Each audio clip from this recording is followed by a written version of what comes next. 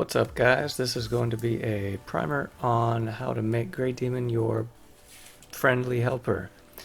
This is going to focus on the extreme version. If you came here for the hard version of Grey Demon, I do have a strat for you here, and we're going to go ahead and look at that right now. So here is the strategy that you ought to be using for Grey Demon hard mode. The strategy is you attack the Grey Demon until it dies. That's it. So the rest of this video is going to be focusing on the extreme difficulty.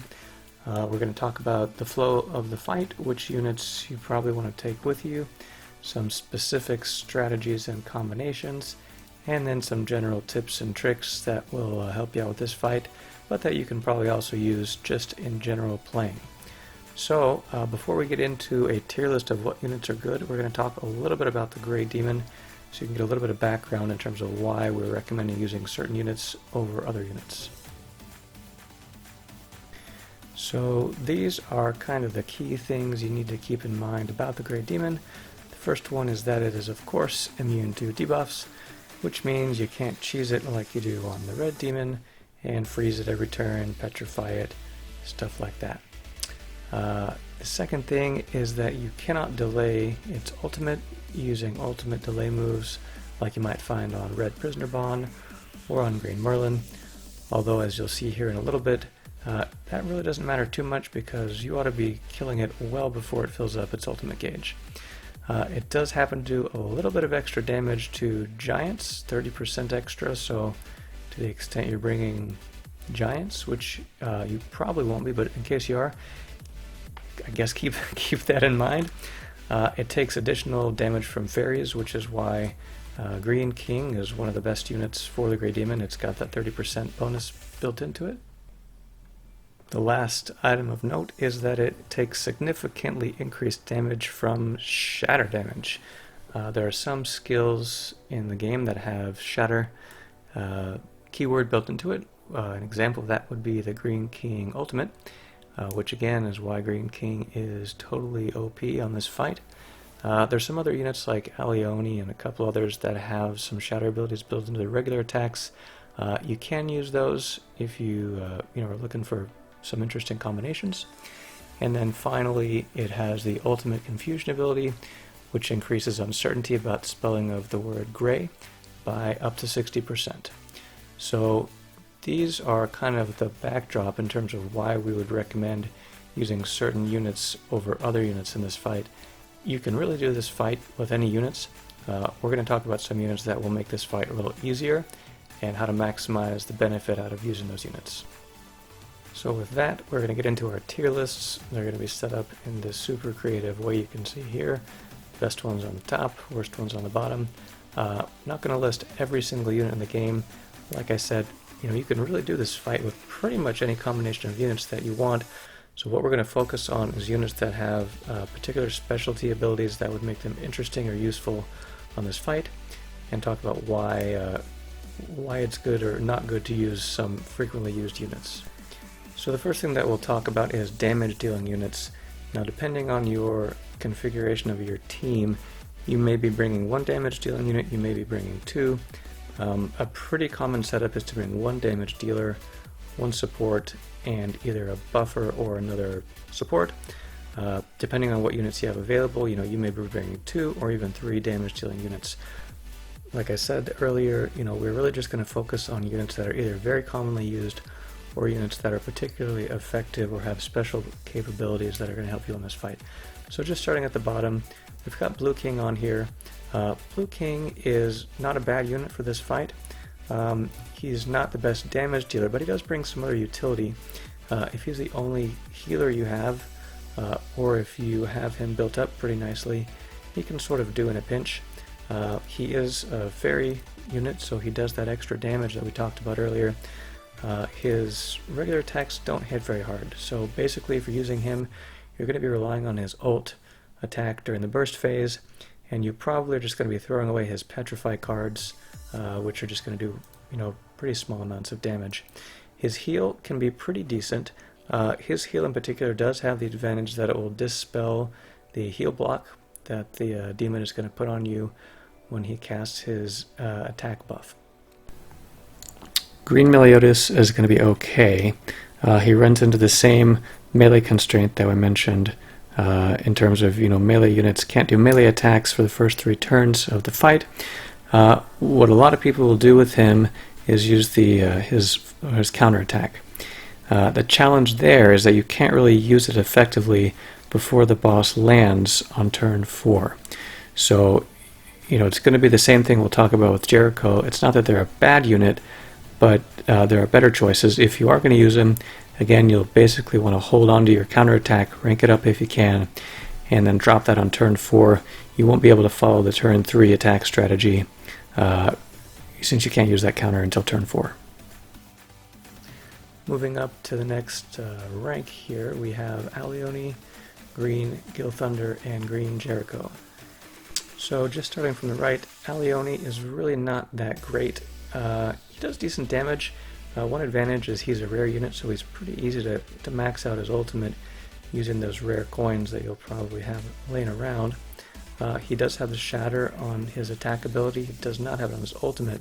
So, he can do in a pinch. He is green, so he does have the color advantage over the blue demon.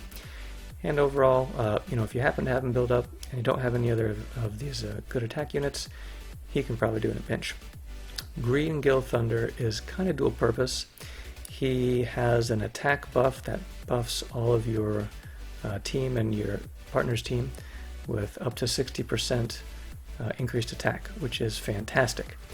His second move is his AoE damage. It's pretty weak, so that's going to be pretty much a throwaway or a cycle card, but his ultimate actually does pretty decent damage, and because he's an SR unit, you may find that he's easier to get copies of than some of these other SSR units, and so if you find yourself in a position where you happen to have his ultimate at a pretty decent level, and you have some decent attack gear on him, he can actually do pretty well. You'll be focusing on using his ultimate during the burst phases, and you'll be focusing on throwing away and cycling his cards during the setup phases, as well as using his buffs. Green Jericho is pretty decent at this fight. Again, she's got the green color advantage. I guess one of the drawbacks is that during the setup phase, turns 1 through 3, she's not going to be able to do any damage because melee units are not able to hit the boss in the first 3 turns. So you can play her cards, which will help get her crit chance up due to her passive buff, but she's basically only going to be there to use her ult, and she won't be able to use her ult until several turns into the fight. So again, that's not to say she's bad. If you're running her on this fight, I would recommend giving her a little bit of crit chance above what she has. I think she starts around 35 to 40% crit chance. If you're going to be using her, you probably are only going to have played about 3 to 5 cards before you use her ult. You really want that to be critting, so you want to get her her base crit chance up in that 50%, 40-50% range if you're using Gil Thunder. If you're using Helbram, that's not as much of a concern because Helbram also adds a crit chance when he uses his buff. And of course, we have at the top of the list, blowing away all the competition, the Green King. Green King is pretty much awesome for this fight in every way imaginable. You probably will want to run some attack gear and some crit damage set on him, or you can run triple crit damage sets with attack substats. Either way, you can boost his crit damage up to that 200 to 220% range and then buff up the attack as much as you can after that. He is just going to rock out on this fight. His Thorns attack is okay. It's actually not that bad if you rank it up to rank 3. His attack 1 is great. He gets automatic crit when his ult gauge is full, which we're definitely going to be exploiting during this fight. And his ultimate has Shatter on it, which obviously does a ton of extra damage to the boss. So if you have him, definitely bring him. No questions asked.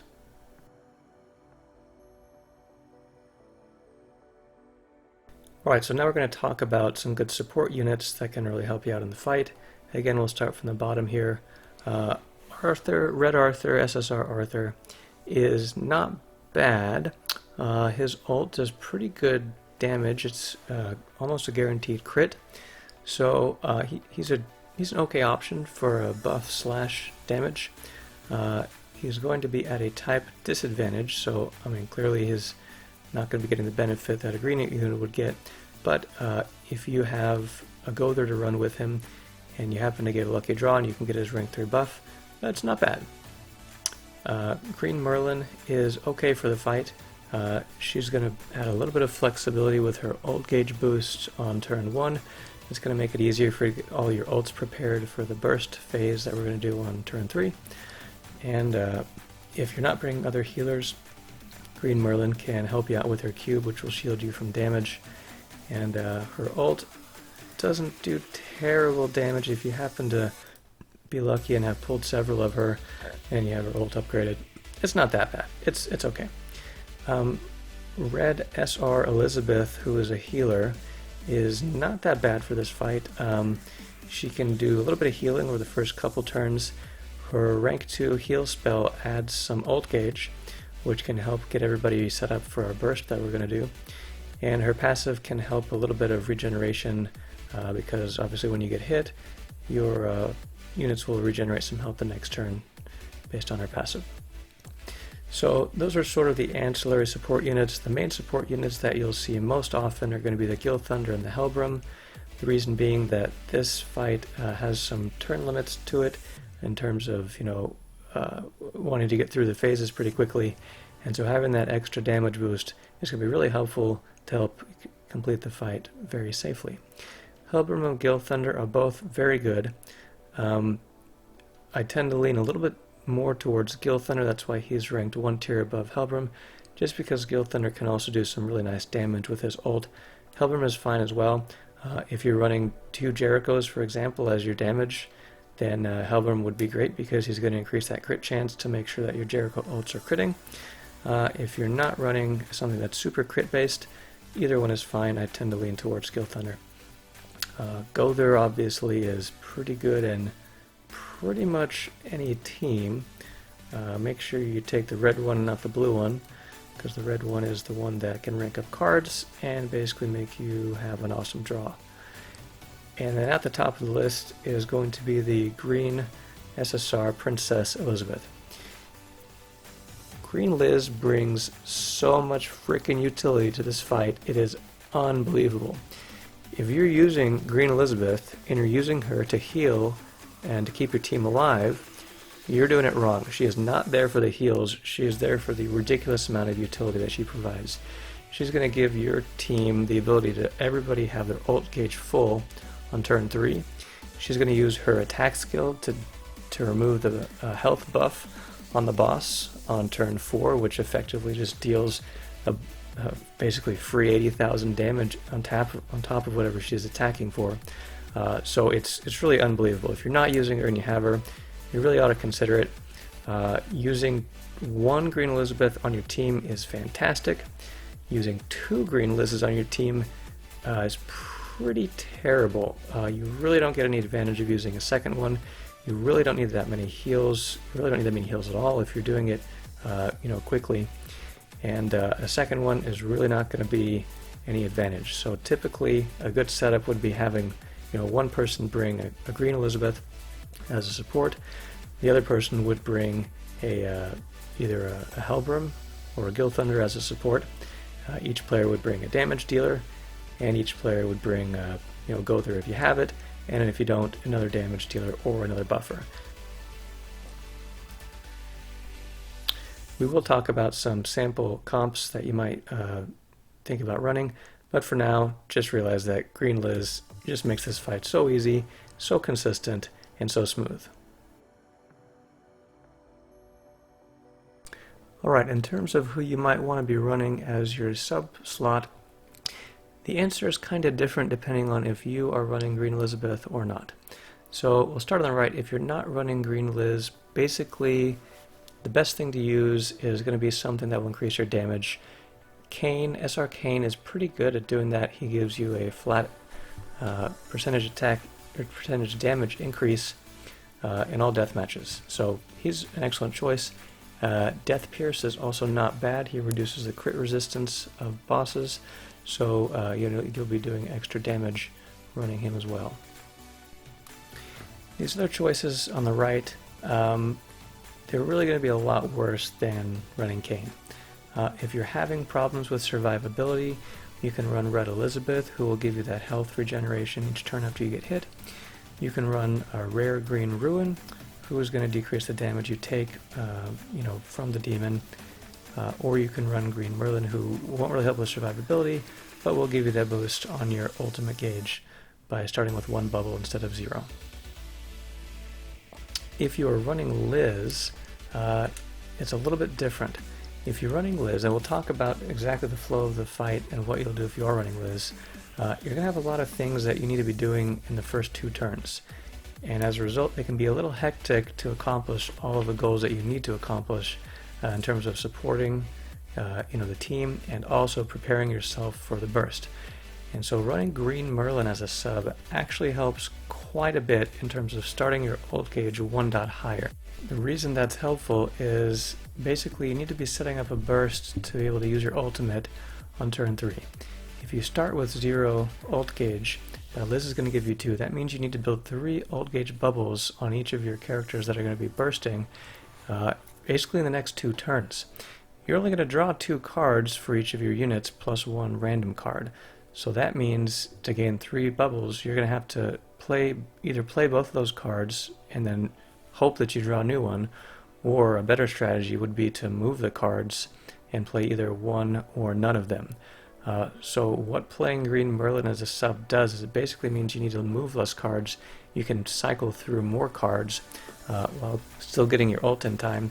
It gives you more cards to draw and therefore a better chance of drawing the attack cards that you need to be able to burst down the demon when we get to turn 3. So now we'll look at some examples of what would be the perfect comp to run the Grey Demon, what would be some good comps, and what would be some okay comps. We've kind of talked about what strengths and what things you would be looking for in a team. And so if you could pick any team, if I could pick any team, I would probably pick this top team here. We've got 2 Green Gills, 2 Gothers. On the one team we've got the Green Liz for utility, on the other team we've got the Gil Thunder for the buffs. So this would be an all-around pretty good team. We've got SR Cain on the left-hand side for damage boost, Green Merlin on the right-hand side to help with Liz getting all the ults ready on the other side. So that would be a pretty awesome team if you and your teammate can put this comp together. You may not always have access to all these different ones, so I've listed some other options here that have worked and that could work. Very good type teams are still going to have usually at least 1 Green King in them. They're still probably going to have at least 1, hopefully 2 buffers, so that would be both Gil and Helbram. They may have a Gother, they may not have any Gothers. When you take out the Gothers, you basically are going to be substituting other buffers in place of the Gothers. Once you get down here to the very good and okay, now we're basically replacing our Green King with Blue King, which is obviously not as good like we've talked about. We don't have any Gothers. We still do have the buffs. Maybe we have a Liz. Maybe we have a Green Merlin. By the time you get down to the bottom here, you can see on the right hand side we're running Ruin as a sub. So this would be an example of, you're not quite geared up enough to be able to survive it, but you want to try to run it anyway. This would be a way to sort of give you a little bit of survival. You could add in a healer. It's not ideal, but it can still work. So the idea is that you can really put together a lot of different combinations that can work. As you go higher on this page, it's just going to make things easier. It's going to be a higher probability chance that even if you get a bad draw, that you'll still have the tools you need to execute the strategy and to come out successful. Alright, so we're going to talk through the phases of the fight and generally what you need to be planning out to do on which turns. And this is generally going to be the same game plan regardless of who you're bringing on your team. The one thing that's going to change a little bit is you'll have a different set of things you need to do on the first couple turns if you're running a Green Elizabeth versus if you're not running a Green Elizabeth. So if you're not running a Green Elizabeth, the first couple of turns are pretty simple. Basically, you're going to be dumping, cycling your cards, trying to set up your bursts and your buffs.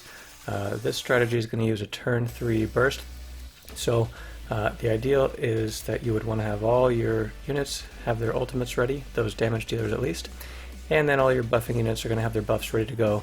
You're going to buff at the beginning of turn 3, and then we're going to start to burst. So if you're not playing Liz, basically you want to save your big attack cards for turn 3, which is when we're using our burst. So if you're running a green king, obviously don't play your green king cards. You want to hold them because we're going to either combine them or we're going to save them to use during our burst phase. On the other hand, if you're running green Liz, you must ult on turn 2. Do not bring a green Liz to the Grey Demon fight if you can't ult on turn 2. If you're not sure if you can do it, I'm going to show you how, but if you don't understand how to do it, or if you're not sure if you can do it, just don't bring her. Everybody who comes into this fight and sees a green Liz on the other team is going to be assuming that you're going to ult on turn 2, and they're going to be planning their strategy around that fact. So if you bring a green Liz and you don't do that, you're going to really annoy whoever you're running with. So here are the specific instructions you need to get ult on turn 2 with Liz. You're going to start with 2 bubbles of ult gauge due to her passive. That means on turn 1 you need to fill up 3 more bubbles. If you are running green Merlin as your sub, you're going to start with 3 bubbles and only need to fill up 2 bubbles. If you need to fill up only 2 bubbles, I recommend moving the heal card and then playing the heal card on turn 1. You don't want to play your attack card because you're going to keep that and combine it with another attack card to be used on turn 4. If you don't play green Merlin as a sub, then you're going to probably want to move a card twice to get 2 bubbles and then play the heal card. Either way, you've got to get those 5 bubbles at the end of turn 1. So turn 2, if you're not playing Liz, is pretty much the same as turn 1. You're going to make sure you've got your ult ready to go, which means if somebody's running a Liz, you need to have 3 ult bubbles because the Liz ult is going to add 2 bubbles, giving you the full 5 that you need to have at the end of turn 2. So if you're not playing Liz, basically you need to get your buffs ready to buff on turn 3, and you need to try to get 3 ult bubbles on, particularly on Green King, or anybody else that you're going to use ult on turn 3. If you're playing Liz, basically you use your Liz ult, and then get your rest of your units ready for the burst as well. From here on out is pretty simple. Turn 3 you're going to burst. Obviously make sure you apply your buffs first. If you're not playing Liz, you probably want to use your rank up at the end of turn 2, because if you need to rank up and buff on turn 3, that's only going to give you 1 attack card. So if you're not playing Liz and you have a buffer, do your rank up to the end of the turn 2. On turn 3 you buff and burst. If you are playing Liz, you're probably not going to be playing buffs also, so go ahead and save your rank up card for the beginning of turn 3, which will have the advantage of potentially applying to more cards. So at this point, it'll either take you just 1 turn or maybe 2 turns, so by the end of turn 3 or turn 4, you're now going to have killed the entire first health bar. The demon is then going to revive with his shield, either on turn 4 or 5, depending on how long it took you to kill the first bar, and then you'll need to kill him again. After you kill his green shield, he'll be stunned for 1 turn, and so really in this phase, after the first heart is done, you really need to beat the rest of the demon within 2 turns, otherwise his shield comes back, and it gets really annoying because you have to basically do it over and over while he keeps reshielding. The only other thing to note is that when the demon revives and he has his shield up, he's also going to have a buff that looks like a blue heart. That little blue heart buff is going to give him plus 20% HP, which doesn't really stop you from doing damage, but it does increase the amount you have to do to finish killing him. So one thing you can do that helps quite a bit is actually remove that buff. It is removable. An easy way to do it is if you're running green Liz, her rank 2 attack or rank 3 attack both cleanse the buffs off the target.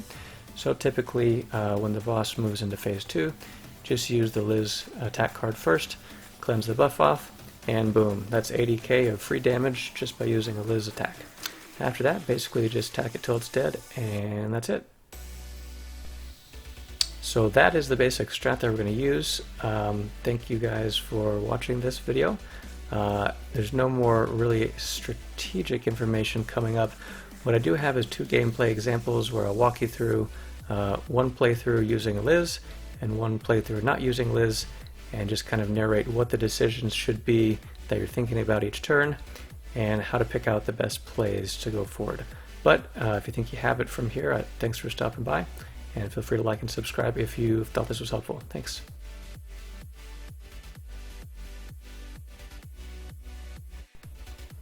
So this first playthrough is going to be an example of me playing non-green Liz. My team is going to be a Gilthunder, green Gilthunder, a red Gother, and a green King. And so I'll be doing the buffing. My teammate is a guildmate of mine, and he'll be bringing the green Liz, green King, and a red Gother.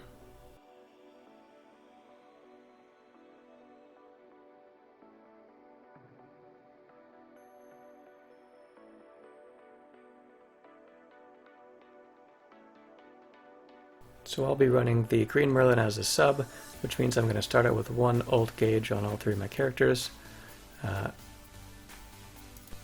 Again, that's not really the optimal choice, but I couldn't be bothered to switch it around, or I forgot to switch it around.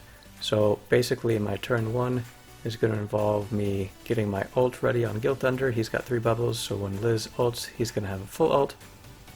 And of course, I'm going to start building the ult on my King. Again, I don't want to play the King attack cards because I want to really save those for the turn 3 burst. So instead I'm going to move a card once to gain 1 ult bubble, putting me up to 2. I really need to get to 3 by the next turn, so that means I'll either need to combine a card next turn or just move 1 more King card over.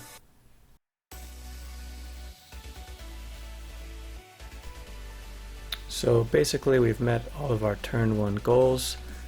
Turn 2, the things we'll be looking to do is get that 3rd ult bubble on King, and basically use Liz ult, and then decide if we want to do any rank ups. Alright, so basically what I would be thinking at this point is I need to get 1 more bubble on King, so that when Liz gives him 2 bubbles, he'll have the full ult that'll be ready for next turn.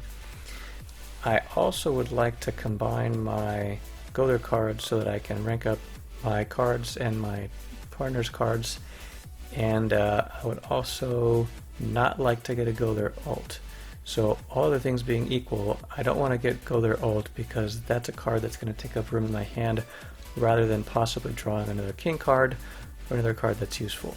Now, in this case, it's not going to make too much of a difference because green Liz is going to give everybody ult.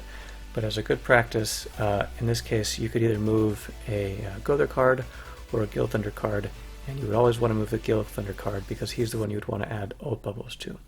So we'll swap them here. Unfortunately, our Gother is going to get ult, but that can't really be helped because of green Liz. Move 1 King card, and now we've basically met all of our turn 2 goals. The reason we played our rank up card on turn 2 instead of holding it till turn 3 is because we have the buffer. So if we would have held it to turn 3, yes, we would have got the advantage of buffing or ranking up more cards, but then after we played the rank and the buff, that would have only given us 1 card slot to attack with, which is not really ideal. So if you've got a buffer, typically you're going to be ranking up at the end of turn 2. If you don't have a buffer, it's usually better to save your rank up card to the beginning of turn 3 because that'll give an additional chance to rank up some of those juicy attack cards. So basically turn 3 is here. We're going to buff first, then we're going to burst. This is probably overkill, as you'll see in a minute, and it's easily going to take out the heart, moving us on to phase 2.